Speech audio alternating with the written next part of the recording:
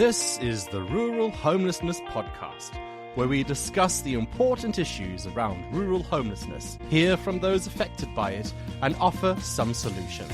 Brought to you by the award-winning homelessness charity, the Ferry Project. Welcome to the Rural Homelessness Podcast. Hello and welcome to this episode of the Rural Homelessness Podcast. I'm your host, Matt McChlery, and a very Merry Christmas to you wherever you are listening to this podcast from. We're right in the middle of December and Christmas is just around the corner, which is really, really exciting. And on today's show, I'm going to be speaking with Donna Wheatley, who is a key worker from the Ferry Project, as well as Tina McNaughton, who is the support team leader there, all about Christmas and Christmas activities and plans for Christmas that are going to be going on this year at the Ferry Project. So let's welcome Donna and Tina to the show. Hi, Donna and Tina. Merry Christmas to you. Hi, Matt. Merry Christmas. Merry Christmas, Matt. It's great having you two here today, where we're going to be chatting about what you guys do, and more specifically, what you do in terms of helping to keep the residents entertained, but also more specifically, especially at Christmas time, what that kind of looks like. What does Christmas look like at the Ferry Project? So I'm really looking forward to our discussion today. So let's just start off then, Donna. What's your general sort of role within the Ferry Project? My main role is key worker, but I have activities tagged on to that role to make sure that clients always have something to do. So I cover from the clients coming in to making sure they're okay to obviously making sure they're having fun as well while they're here. Okay, and Tina, what role do you have? I am the support team leader, so I'm line manage all the staff in the support office, oversee Donna and her activities, give her the the green light, I should say, for planning. Yeah, not the red light. Yeah, and just sort of oversee the general day-to-day running of the support and the core part of the Ferry Project, really.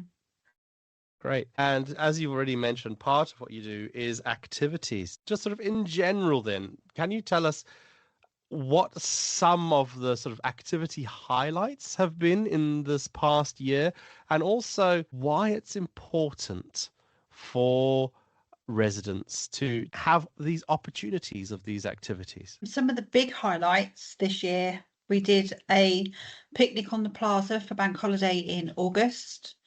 And that everybody was invited separately. They all had their own invitations, and that's to help them feel included and to feel part of a group and a family again if they're lonely. And we had a day out to Hunstanton. We took a few residents out there as well. We bought them fish and chips. We went bowling. If the weather would have been better, we'd have probably gone for a walk along the beach. We did a Halloween party this year as well, and then simple things like cheese toasty Sunday, where we invite them all along and they can have a cheese toasty of their choice. Jacket potatoes on the plaza for firework night, that was a nice big one as well. Curry night, pizza making with Alison, so we cooperate with Alison in the kitchen, and then that's an activity where we make the pizzas in the kitchen and then we come up and we have a chat and a sit around and everybody just gets to intermingle and get involved. Tina, I know Donna sort of mentioned it briefly, but why is having activities or this opportunity for socialization really important for someone who's sort of moving from homelessness to independent living? Or what kind of important role does this kind of thing play? A lot of our homeless clients come into us feeling really quite isolated at times, whether that's just be because of sort of relationship breakdowns or perhaps drug and alcohol issues that they have or mental health problems. They self-isolate, a lot of them, as a protection mechanism, really. So trying to get them to socialise and come out of themselves, open up to us staff and build that relationship with staff that they begin then to trust people in order to us then support further is a massive step for them. We find with a lot of the activities being quite a relaxed atmosphere, clients tend to open up to us more, and it's like having a cup of tea and a chat. People tell you a lot more about their life story, and then we can figure out what support they might need than something that's perhaps more structured. And I noticed quite a few of the activities you mentioned a bit earlier on sort of involve food. Do you find food is a particularly good way of engaging clients, Donna? Absolutely. If there's food, they'll come. So to have a cheese toastie, we had one client attend the cheese toastie event. He's not had a cheese toastie in years. Wow. So he came to that event. Yeah, he normally doesn't attend any of our events. So that was quite nice to see that he came out of his shell enough to come for that. Yeah, that's great. And it's great having the cookery school as well, which helps to, as you say, about the pizza making and that kind of thing, also expand the residents' horizons in terms of what they can cook and knowing how to cook and everything. That's great. So we've mentioned a few of the event highlights that have happened over the year. I know that this time of year in particular, Christmas time, is one that can get fairly busy. And so my question really is, what does Ferry Project do at Christmas time? Or indeed, what's going on this year for Christmas at Ferry Project? This Christmas at Ferry Project is going to be very busy. From the 12th of December, we've got our Christmas fair, which is a unique event to this year for our 25th anniversary, which we've invited the neighbours and all the clients to. And it's going to be a big event that has food and games and activities going on. And then from that date, from the 13th to the 31st, there are 28 activities planned. Some of them between the 13th and Christmas Day, there'll be 2 activities a day. And between Christmas and New Year, there's 1 activity a day. But we have the 12 days of Christmas crafts running up to Christmas Day from the 13th, which includes things like making glitter baubles and garlands and sock snowmen and that sort of thing. And then also running alongside that in the afternoons will be things like Christmas bingo, movie night. We've got a Christmas cookery time, so with the kitchen, so we're going to make sausage rolls and gingerbread men. And we've got a football table tournament, board games and nibbles. Coffee and cake, arts and crafts. And again, hot chocolate on the plaza for midnight on New Year's Eve. There's a lot going on to keep everybody busy if they want to be. If they want to be, exactly. No one's forced to take part of the activities, but the option is there. So I guess if people are wanting to sort of follow the progress of this, there will be lots of posts going up on the Ferry Project social media throughout the festive season as well. So you can have a look at what's been going on in terms of all the crafts and food and hot chocolate on the plaza and everything else. So do follow us on Facebook and Instagram and LinkedIn if you have one of those platforms. Tina, what happens on Christmas Eve and Christmas Day itself? Right. Christmas Eve, our night staff will be delivering presents to the clients first thing Christmas morning, so they will get Are they all dressed up as Father Christmas and go ho ho ho, or not quite? I'd like to think they would participate, but I don't know at this point. There might be some persuasion involved. We need to find a hat for someone, I think. Yeah, I think there's some floating about we might have to borrow.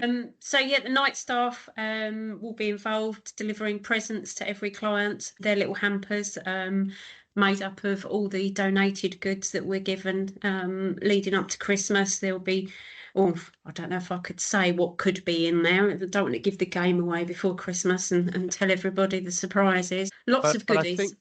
I think it's safe to say that there are some very generous individuals and companies out there who do donate really great stuff for our clients, especially at this time of year. And we just want to say a really big thank you to all those people who have donated to the Ferry Project this year. So thank you. Sorry, Tina, carry on. That's Christmas Eve. What about Christmas Day? That's Christmas Eve going into Christmas morning.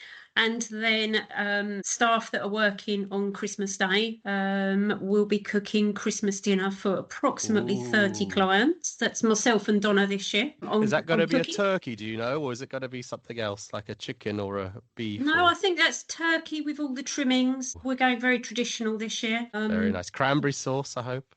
Yes. Absolutely. Pigs in blankets. Oh, yes, they're on the list. Very good. They're on the list.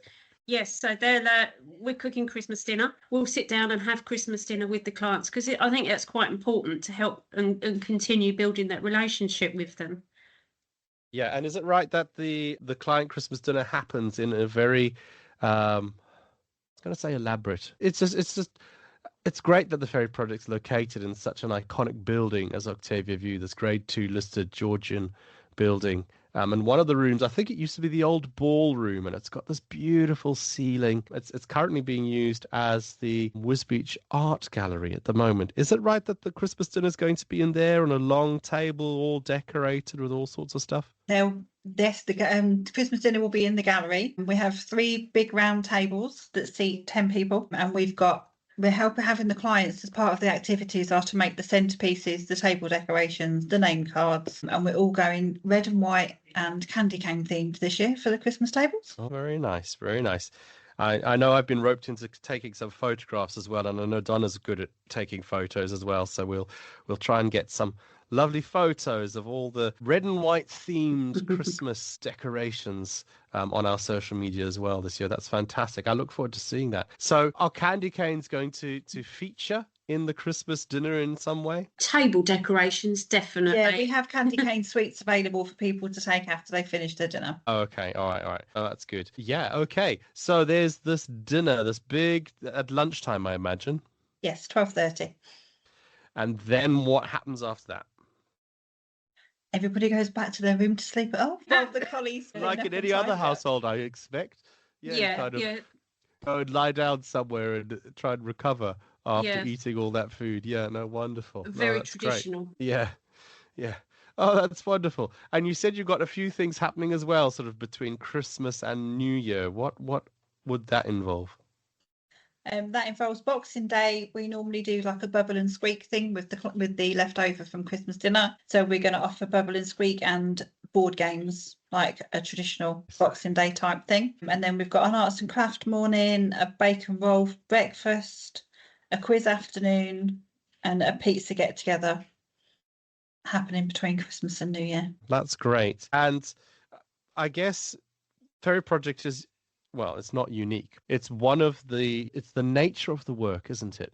That the support needs to be constantly provided, which means that staff don't get things like Christmas Day off because someone has to still be on staff to still continue to offer and provide the support that's needed. And I suppose even especially at Christmas time, because when you think of the life of a homeless person, they've lost a lot to get to that point, and that even includes family as well. And Christmas is that time of year where you think about family quite a lot, don't you? And so you might find yourself in a dark place sometimes as well at Christmas. So you need that extra support around you at times like Christmas, more especially than at others. That's some of the point of the activities, is that it can bring the people together, and if they are feeling lonely, then they're always more than welcome to join, and hopefully that will help them to feel more like a family and be around friends. That's great. And if someone's listening to this, I know this is going out on the 15th, and they're thinking, you know what, I would like to donate something to the Ferry Project, or to someone who's been homeless, to give them a bit of a boost at Christmas time. How can people go about donating something to the Ferry Project? They can come to our main reception and give whatever it is they're giving to main reception, and then that will be given out accordingly over Christmas. Or we have the donations hub over at the QMC that they're more than welcome to donate to over there.